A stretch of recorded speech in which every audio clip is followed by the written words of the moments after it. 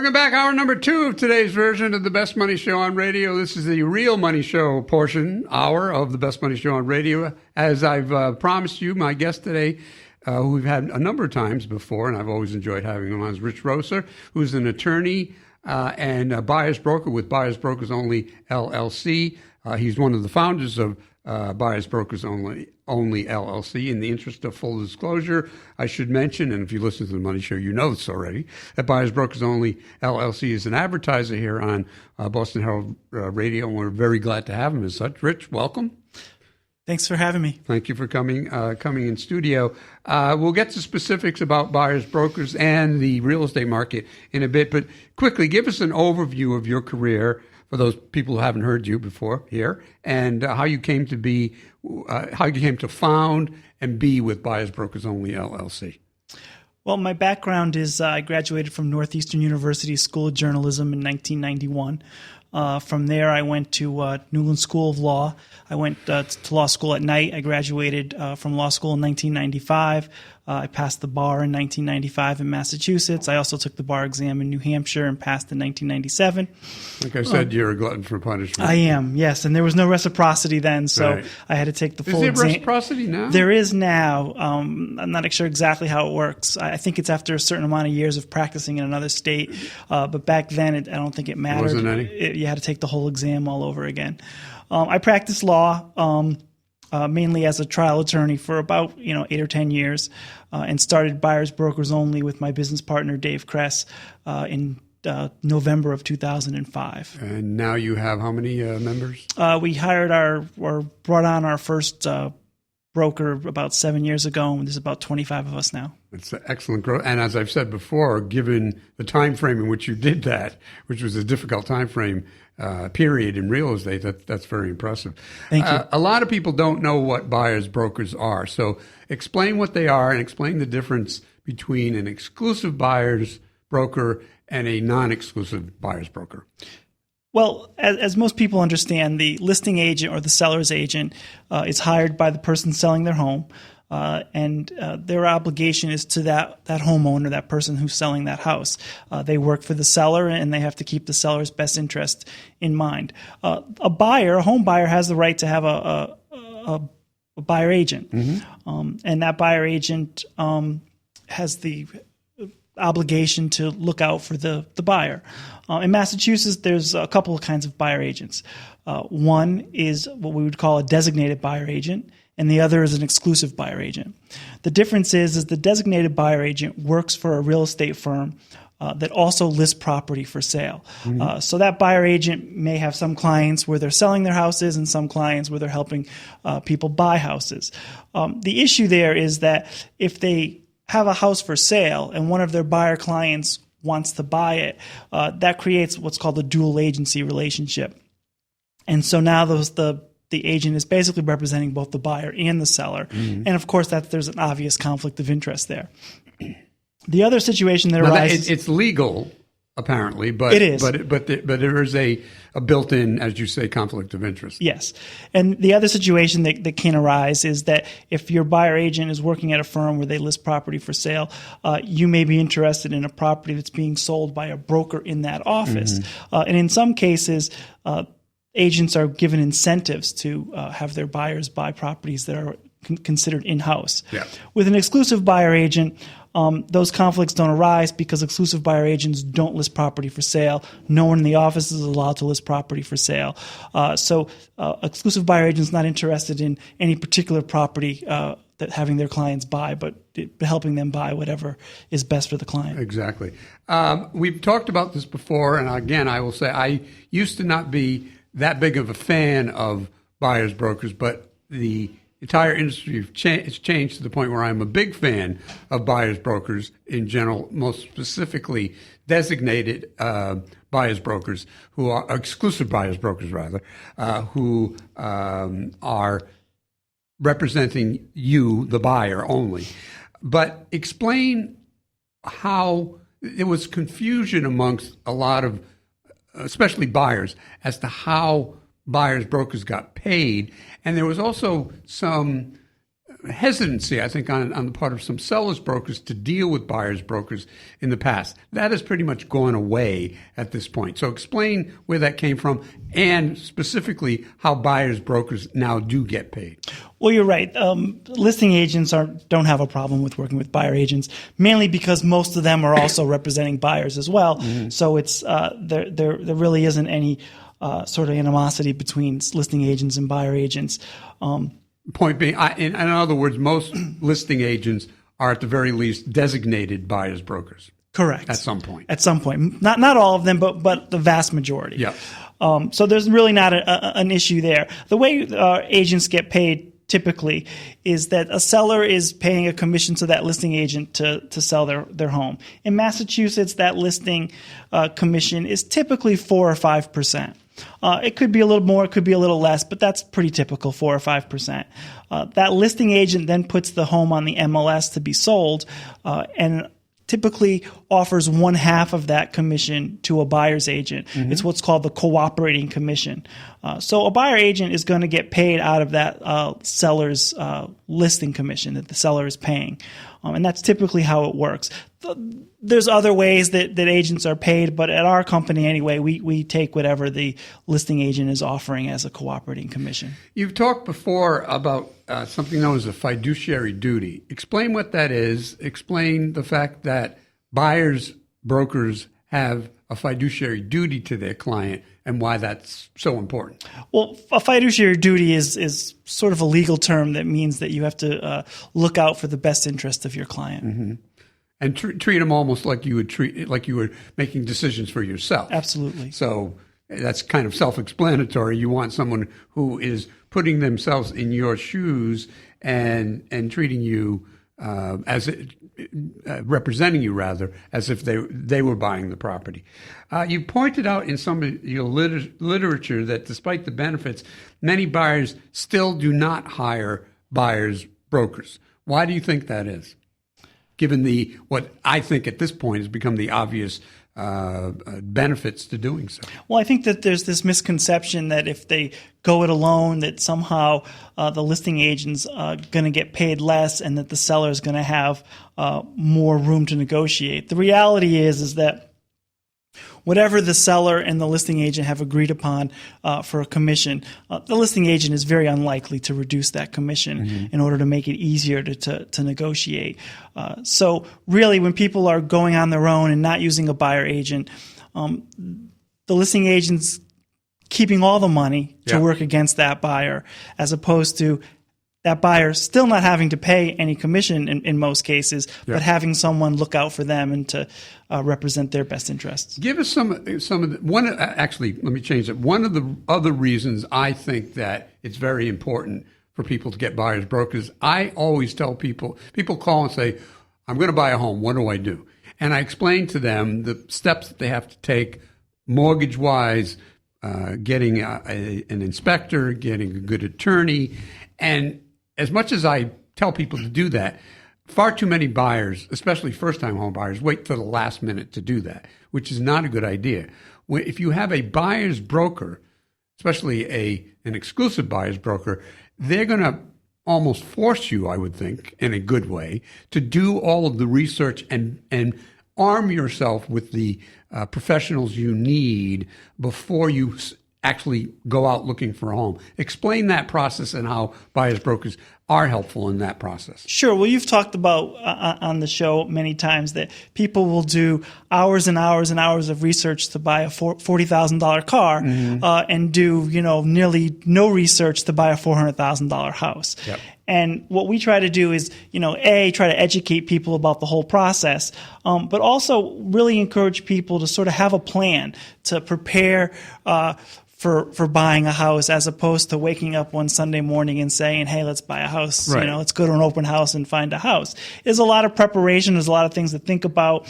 It's really important to get pre-approved. It's important to get referrals to good mortgage people, good home inspectors, good insurance people, and a buyer's agent can help you with all those things. One of the things that I really like to do when I first meet with a potential client is really go through the process from A to Z. I typically meet with potential new clients about 90 minutes the first time I meet with them, and I just go through the whole process and what they could expect and answer all their questions, because I find that makes the process down the road so much smoother, because there's that many there's much fewer surprises for the home buyer.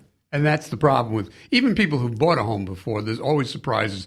But if you can do a good job of warning them about the potholes that are out there, then when they hit them, they don't get all bent out of shape. Whereas if they hit them all out of the blue, it really can throw things off. Especially the timing. Yep. People are sometimes surprised by the timing. I always tell people that from the time you make an offer and it's accepted to the time you sign a purchase and sale agreement, that could be one of the most hectic 2 weeks of your life. Yep. I mean, you are negotiating an offer, you're getting the offer accepted, you're finding a home inspector, you have 10 days to get the home inspected. Maybe there's some issues you have to deal with. You're hiring a lawyer, you're formally filling out the mortgage application, you're negotiating a purchase and sale agreement, you're coming up with your first deposit and your second deposit. Mm-hmm. So a lot goes on in about a 2-week period. And most buyers I've found as a real estate attorney, A, they don't expect any of that. And B, even when they're informed of it, they think that either the buyer's broker or their attorney can make all those decisions for them. Yes, the buyer's broker and the attorney can help you with that, but there's certain decisions I'm not going to make for my client without running it by them first. And people need to know that it's very time consuming buying a home. And that may be one of the most valuable lessons you can teach to a prospective client of yours. And one of the things that surprises people sometimes also is that all these deadlines in the contracts, these are deadlines, yes. not guidelines. Right. They're not, you can't just, I'll do it a day later or 2 days later. Nope.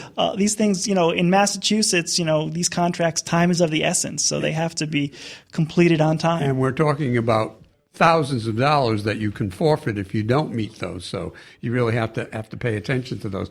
We're talking with Rich Rosa, who's founder and one of the members of Buyers Brokers Only LLC. We do have to take a break, and then we'll come back with more right here on the Best Money Show on radio on Boston Herald Radio. Welcome back. I'm talking to Rich Rosa, who is founder and one of the members of Buyers Brokers Only LLC this hour. One of the questions I wanted to talk to you about, and this to me is one of the most important things that a buyer's broker can do for you, and buyers don't understand this. I've said time and again, when somebody gets a selling broker, if they're selling their home, or listing broker, one of the most important things a good listing broker can do is help you to price the property properly. That's one of the most important things when it comes to selling a home, and it has very much to do with the condition of the home, the location of the home, but also the condition of the market. If you're buying a home, the flip side is just as important.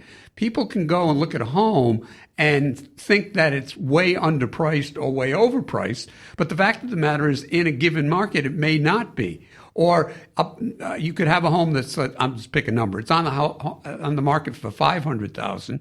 Suddenly it gets lowered to $430,000, and potential buyers think they're going to get a break. But the fact of the matter is, it may have been $70,000 overpriced to begin with. Tell me what process you go through with your buyers to help them ascertain what the fair market value of a home is, and whether or not they should be offering somewhere near the asking price, be below the asking price, or in a market like this, in many areas, above the asking price, because there's so much competition because of the low supply. Well, you're right. Buyers shouldn't rely on what the listing agent has listed the house for. Many times a house is listed for, let's say, $450,000 because the seller wanted it listed for $450,000. The agent may have told them, well, your house is really worth $435,000, but the seller insisted it be listed at $450,000. So I always tell my clients, the listing price is a price that the seller side has come up with, but ultimately we have to do our homework to determine whether that price is a fair price, like you said. What we do, or what I do, is what's called a comparative market analysis. It's referred to as a CMA in the industry. There's no one right way to do it. Brokers will do it different ways. The way I like to do it is I like to download all the data that I find on the MLS into a spreadsheet. My clients like to look at it in a spreadsheet. I do that for a couple of reasons. One, it just kind of puts all the information in one place, and you could get a real good idea of, price per square foot and other factors that are playing into why a house sold for what it sold for. Was there a garage? Was there, other features that, were in one house that weren't in another house? The other reason is rather than me telling a client, well, I think the house is worth between $425,000 and $435,000, I could actually show them this is how I came up with this number, so they could see it too. And I think that gives clients a level of comfort that I'm not hiding the ball or just coming up with some number. Here's the data. This is how I've come up with what I think it's worth, and I'm giving it to you. How do you get across to buyers that it may be best to make a full price offer or to make an above asking price offer in a particular area? Because in this market, especially as you get closer into Boston, there's such a high demand and low supply of properties. Well, and in some cases, and this is going on a little bit in this market, listing agents are telling some sellers to intentionally underprice houses to build up a lot of demand for it and to create a bidding war. Because the fact of the matter is, if there's more than one person bidding on a house, chances are the ultimate price is going to be a little bit higher than it would have been if just one person were making an offer. So I just try to explain to clients, look, this is what I think the house is worth. This is what it's listed for. This is what I think it's going to take to get it. Unfortunately, sometimes what it takes is a buyer to be outbid, once or twice to realize that, in fact, I may have to go full price on some of these houses if, in fact, they're worth that. On the flip side, if you have somebody who's been outbid 2 or 3 or 4 times, how do you keep a buyer from going in and making a ridiculously overpriced offer because they're afraid they're never going to be able to find a home to buy? And that's and I think that's an ongoing problem. I think I mentioned this the last time I spoke with you on the show, is that we're seeing a lot of houses go under agreement right away and then suddenly a week or two later coming back on the market. And when you ask the listing agents, well, what happened? They'll say, oh, well, the buyer, walked away over a few small home inspection items. But I think the reality is some of these buyers are rushing in, making bids way over list price, and then stepping back a week later buyer's remorse. And saying, oh boy, I really overpaid for this place. Yeah. And they're just using the home inspection as an excuse to back out because they either didn't get good advice up front or they let their emotions get the best of them. We've heard that inventory is low, and it is a seller's market, especially in the greater Boston area. And again, the closer you get to Boston and the surrounding towns, the more that's true. Are there any areas that are within a stone's throw of the greater Boston market or within the greater Boston market, which to me goes up to the southern New Hampshire line and certainly goes out to the 495 area? Are there any specific towns or areas that I'm sure every place has a relatively low supply, but doesn't have such a ridiculously low supply that you have to wait. You basically are almost getting into a bidding war no matter where you go, whatever property you go to. Well, you're correct. Inventory is low in most of the greater Boston area, and prices have risen and are rising in many towns. But this is why it's important to have a buyer's agent who knows the market, because there are some places out there where prices aren't going up and inventory is fairly plentiful. In the industry, 6 months worth of inventory is considered sort of the balance between sellers and buyers. When you get under 6 months, it tends to be a seller's market. When you get over 6 months, it tends to be a buyer's market. There are some markets, Cambridge condos, for instance, where I think there's less than 1 month of inventory. So it's extremely tight. But with that said, there are some places where I think you could maybe even categorize it as a buyer's market. One such place is Duxbury. Through May of this year, single-family home prices in Duxbury are down almost 9%. Really? And why do you think that is? I don't know. I mean, I really can't tell you why I think that particular place, but they're single-family home prices. Let me preface it by saying, asking a question, why is that in the real estate market, sometimes God wouldn't know. Yeah, it's hard to put my finger on exactly why, but it's down 9%, almost 9%, 8.8% for single family houses through the first 5 months of the year. And inventory in May is 7.4 months in Duxbury, which is, in this market, a lot of inventory. Yep. Another place that has quite a bit of inventory is Boxford. Duxbury, by the way, is on the South Shore for people who might not know, and Boxford's up on the North Shore. Yep. And Boxford has 7.9 months of inventory. Their prices have gone up a little bit through May, 3.7%, but again, almost 8 months of inventory. Northwest of Boston, Acton, the town of Acton, which is a pretty popular town because of its school system. Yep. Single-family home prices through May are down 12.3%. Really? Now, inventory is still pretty tight there. They only have 2.6 months of inventory, but There had been a period of time where, at least to some degree, people were rushing in because they were afraid interest rates were going to go up. Now, interest rates really can't go down. I don't think they're going to go up anytime soon, but heaven only knows. Have you found that concern has kind of left most buyers' mind? I don't see buyers as concerned about interest rates going up as they were even a year ago. But you tell me what you think. Here's what I've found over the years, and we deal with a lot of first-time home buyers.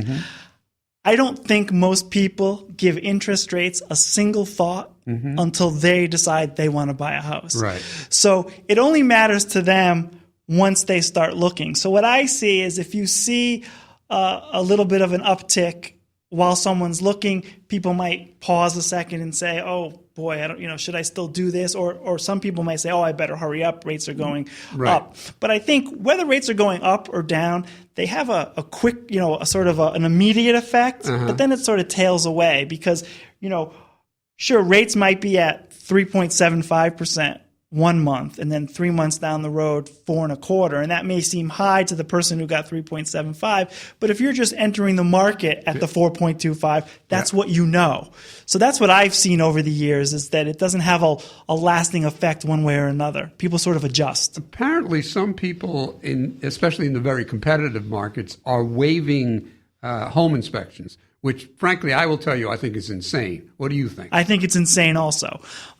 There's no telling what a home inspector can find. I mean, they find everything from very minor things like a window doesn't lock or doesn't stay open to foundation problems that could be tens of thousands of dollars to repair, and everything in between. So unless, someone is prepared to, take on a project that could cost them tens of thousands of dollars, I mean, they really have to have that home inspection. And I think it's really a bad idea for a first-time home buyer because, quite frankly, most first-time home buyers are scraping together every last cent they have just for a down payment and closing costs and things like that.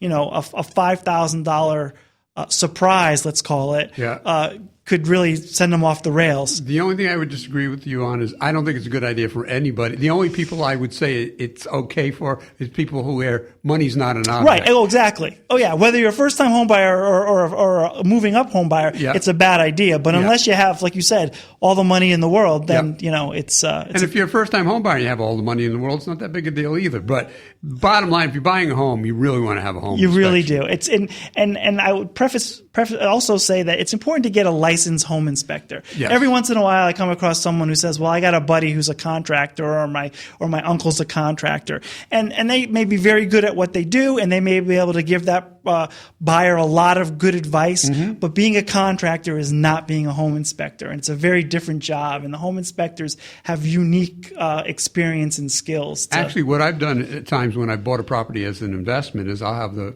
property inspector, but I'll also have my contractor come along as well, because unless the inspector finds something horrendous, then I know I'm going to have to make improvements, but I want my contractor there to be able to look at it and then give me a very good guesstimate of what it'll cost to do the repair. And that's important because, as you may know, home inspectors are prohibited from telling you what things are going to cost. Right. Well, if if you have one you've used for 15, Sure. 20 years, they'll give me estimates, Right. which I can usually judge. But if I'm going to be hiring somebody, then I'm going to use them. We're talking with Rich Rosa, who is founder and one of the members of Buyers Brokers Only LLC. We'll take a break. Come back with more right here on hour number 2 of today's version of the Best Money Show on radio on Boston Herald Radio. Welcome back. We're talking with Rich Rosa, who is founder and one of the members of Buyers Brokers Only LLC. We were just talking about home inspections and the fact that some people waive them, and Rich and I are in total agreement that's not something you should do. Some people, and I've heard about this in the past, and it seems to have come back, will do or asked to do a pre-offer home inspection. Explain what that is and whether you're a fan of it or not. Well, what it is house comes on the market, a buyer and their agent know that there's going to be a lot of demand for this house, and they want to be able to make the best offer they can. But they don't want to completely waive the home inspection. So what they do is they ask if they could bring in an inspector. Sometimes it's during an open house, sometimes it's after an open house, and the home inspector does the home inspection. The buyer knows what the home inspector finds. Yeah. And then if they're comfortable with knowing what the home inspector found, then make their offer waiving their home inspection contingency because they've actually already had it. Yeah. The risk, of course, is they spend $600 or so on a home inspection and they either still get outbid or the home inspector finds so many things that they don't want to buy the house after all. And especially if they're buying in a place where there's a lot of bidding wars, you could spend $2-3 on a whole bunch of pre-offer home inspections, and that's a lot of money. Sure, and be outbid every time, certainly. So if somebody comes to you with that idea, what do you tell them? I don't think there's anything wrong with it, but they've got to understand that there's no guarantee just because they're waiving the home inspection that they're going to get the house. And so, I'd have to really, explain to them carefully that you could potentially be throwing away $600+. Okay, I'm going to and that's assuming the seller's going to let you do it. Right. I'm going to mix two questions together and then ask your opinion on it. I want you to explain what a pre-mortgage approval is, and then I want you to explain what a mortgage contingency is, and actually it's 3 questions. Some people waive or are thinking about, for the same reason they will waive the inspection, waiving the mortgage contingency, which I also think is a horrific idea, but I want to get your opinion. I want to get your take on all 3 of those questions. Sure. So a pre-approval is going to a bank, having the bank check your income, your credit, or your mortgage company, or your mortgage company. Sure, any lender. Yeah. And giving you a pre-approval.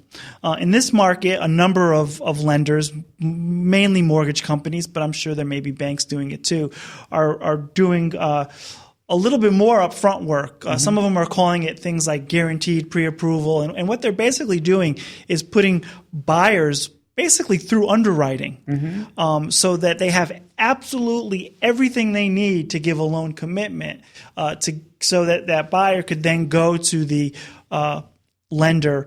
To the seller when they make an offer and say, hey, look, I didn't just get pre-approved by someone looking at my credit score and how much money I make, but they actually put me through underwriting. And the only conditions at this point are that I don't get fired, and they check my credit again before closing and appraisal. And appraisal. Which frankly is what I think people should be getting, because I've seen pre-approvals, quote unquote, that have so many contingency. It's really a pre-qualification as opposed to a pre-approval. Sure. And sellers want somebody who, what they really prefer is somebody to come with cash. But since usually you're not going to get that, they want somebody who they know if they come to an agreement with them, the chances are, as long as the appraisal comes through, the sale's going to go through. And in this market, that's why I'm not a big fan of pre-approvals that are customized to be the exact price that you're offering on a house. That's something that a lot of mortgage people preach to buyers. Oh, well, when you find the house, let me know, and I'll make the pre-approval exactly what you're offering. I actually think it's helpful to show that, you're pre-approved for 400 and you're buying a 350 house. Right. Because you should be pre-approved for as much as you can afford. Because it shows you're strong financially. Yep. I mean, the flip side of that argument is, oh, well, they think you could pay more. But in this market, you're probably, in many cases, you may be offering very close to list price or more than list price. So, I think showing that you're financially well suited to purchase the house is very important. Oh, most definitely. So I assume you agree with me that waiving the mortgage contingency, even if you've been pre-approved, is not a good idea. No, it's not. I mean, the bottom line is that it's customary in Massachusetts that you put down $1,000 deposit at offer and the balance of 5% at the purchase and sale agreement. So if you're buying a $400,000 house and you're waiving the mortgage contingency, you're putting $20,000 at risk. Right. And that's not a good idea. Basically, what you're saying there is, I'm going to come up with the money come hell or high water. And if you don't, then the seller's just going to say, fine, you didn't close on such a date. I'm keeping you $20,000. I'm putting the property back on the market. Exactly. You don't want to be, you can always sue them, but you don't want to be, the last thing you want to be doing is buying lawsuits. Yeah. Unless you have the cash to purchase that house, then you shouldn't, waiving the mortgage contingencies. Exactly. We're going to have to take a break in a second, but there's one other thing I wanted to talk about. And I will preface this by saying, we talk about this on the Money Show all the time. I am not at all a big fan of the layperson buying a foreclosure property. If you're an investor, if you're very experienced, if you're buying a property to fix up and flip, then you might, and especially if you have deep pockets, you might consider a foreclosure property. I'm starting to see more and more lay people who are either first-time home buyers or people who want to move up thinking about buying a foreclosure property because there's such a undersupply of properties. I think it's a bad idea, but I wanted to get your take on it. The problem with foreclosures is people have this misconception that it's a foreclosure, it must be a good deal. Mm-hmm. And in my experience over the years is many of these foreclosures are not a good deal. And I think many people overpay for them. Mm-hmm. In fact, I frankly thought many of the short sales were much better deals than the foreclosures, and they were in much better shape. Yep. And it was much more of a traditional type purchase as opposed to dealing with the foreclosing lender. So I agree with you that it's not for everybody. And quite frankly, if it is a really good deal, the investors you talked about, they're going to scoop it up. They're swooping in and paying cash, and it's gone in days. Exactly. And I always told everybody, if it's a foreclosure and it's on the market for a month, it's probably way overpriced or has some really fatal flaw. It has a fatal flaw, and the only person who's going to buy it is a contractor who's going to knock it down and start from scratch. Very quickly, explain the difference between you mentioned this foreclosure and a short sale. And are there really any short sales around now? I don't see very many. There's not many. There was a time, as many foreclosures as there was, several years ago. Yeah. I would say there was probably 3 short sales for every foreclosure that we came across. There's not a whole bunch of short sales left. The difference is this: a foreclosure is a property that the bank has foreclosed on the homeowner and has taken over the property and now has listed it for sale. A short sale is when someone who still is living in the house and owns the house is underwater on their mortgage, and they're selling the house for less than what the balance of the mortgage is, and so therefore they have to get permission from their lender to sell it for less than that, and then the bank or the lender is forgiving this homeowner the balance of the mortgage. I can tell people, I'm sure you tell people, if you find one of those, it may be a decent deal, but it's going to take you a much longer time.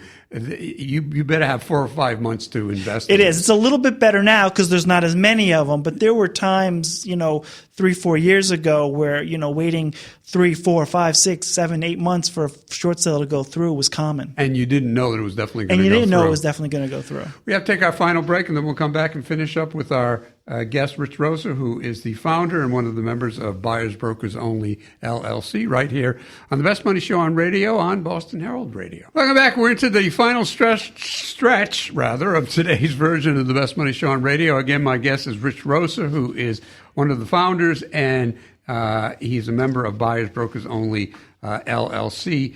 I always want to do this twice, so let's do it while I remember. If people want to get in touch with you and get more information, hire you, or find other brokers who are at Buyers Brokers Only who deal in a specific geographic area, what's the best way for them to do that? I would say the very best way to get information about us and about Buyers Brokers Only and about our brokers, and to get lots of information about how to buy a home, our blog, our real estate blog, things like that, is to go to our website, buyersbrokersonly.com. Yep. That's buyersbrokersonly.com. There they could sign up for an MLS account. They could download guides we have a guide about how to buy a house in Massachusetts. We have a guide called 12 Questions to Ask When You Buy a Condo. We have another guide that is 12 Mortgage Mistakes to Avoid. There they'll find a list of all our brokers, where they work out of, and areas they cover, things like that. They could also call us, 978-835-5906, 978-835-5906. They could find us on Facebook. They could follow me on Twitter, @RichRosa, @RichRosa on Twitter. Couple of questions. I know you've gotten good feedback from the media and rating services like Angie's List. Give us an overview of what type of feedback you have gotten. Sure. We have a 5-star rating on Yelp, and we have an A rating on Angie's List. And on Angie's List, we've received the Super Service Award. I believe it's 2010, 12, 13, and 14. That's not bad. And in fact, you can't do better than that. How long do people have to sign a contract with you? And if they do, how long is it? That's one of the things that's kind of unique about our company. Besides the fact that we only represent buyers, and the fact that we're all attorneys at Buyers Brokers Only, we don't require a contract. It was a decision we made early on. We felt that contracts were basically in place to tie people to an agent for a certain period of time. Some people will argue that it outlines what everyone's responsibilities are, but we tell our clients our responsibilities are clear. We only represent buyers. We do what's best for you all the time. And so we don't require a contract. We feel that if people don't think it's a good fit, they should be able to move on. We don't want to have anybody to feel like they're locked into using us. And if they're happy, they'll stay with you. Exactly. How about which is a big incentive for us to do a really good job. Exactly, and anybody who comes to hire you is going to see that. You mentioned all of you are attorneys, and you can help people make their way through the legal mumbo jumbo, but you don't represent them as an attorney. In fact, you are very big. You and buyers, everybody at Buyers Brokers is very big at convincing your buyer to have a good buyer's attorney, correct? Correct. I mean, what we tell clients is, we're not a law firm. We're not going to be your lawyer. We're not going to give you legal advice, but we have a certain skill set because we've all gone to law school and passed the bar. And so when things come up, we're going to, red flags that come up, we're going to tell our clients, look, talk to your attorney about this. And it also really helps when we have to communicate with the attorneys that our clients hire to explain things. We have that sort of background. We give all our clients actually a small rebate after closing. It's based on the price of their house. It's either $200, $350, or $500, and we give that to them to offset the cost of their legal fees. And we feel that it's so important to get a lawyer that that's why we do that. Take 2 or 3 minutes, which is about all the time we have, to explain to people why. Two things. Number one, why they should get a exclusive buyer's agent. Number one. And number two, why, if they're going to do that, and I think they should, that they should hire Buyers Brokers Only LLC. Well, what I would say to people is that they should get a buyer's agent because it's, in most situations, it's not going to cost them any more money. And so to go without one, they're basically going up against a listing agent who knows the industry and whose job it is to make them pay more money. And not to disclose or tell them anything that they're not supposed to tell them. Getting a buyer's agent not going to cost them more money. They're going to have someone who's looking out for them, asking the right questions, helping them figure out how much a house is worth. I mean, the list goes on and on, explaining the process. So I would encourage everyone to get a buyer's agent. If they choose to get a buyer's agent, of course, I'm biased. I think they should get an exclusive buyer agent. I think they should get an agent who only works with buyers and doesn't have the inherent conflicts of interest that are there when you're working with someone who represents both buyers and sellers. I hope when they look at exclusive buyer agents, they take a look at buyers brokers only.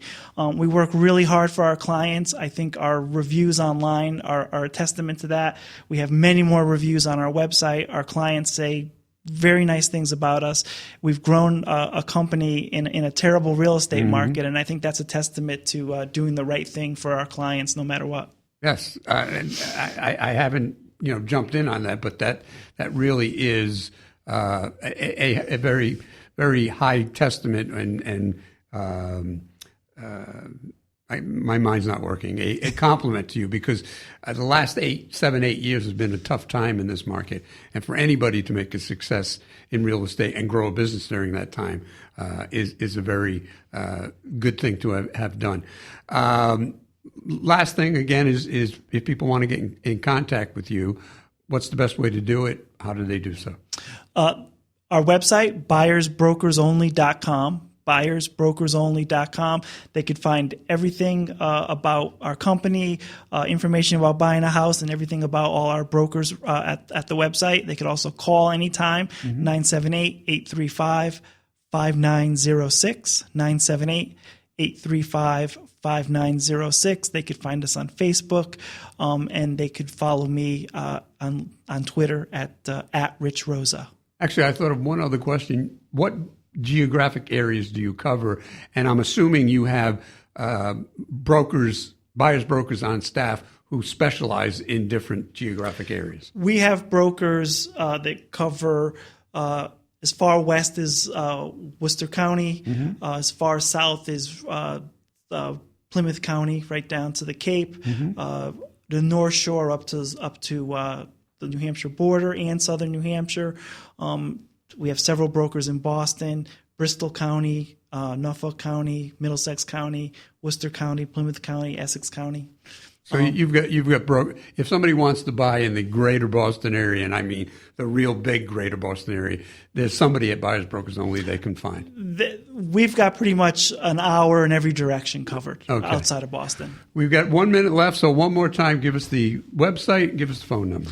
Buyersbrokersonly.com is the website, and the phone number is 978-835-5906. Rich Rosa, who's founder and one of the members of Buyers Brokers Only, LLC.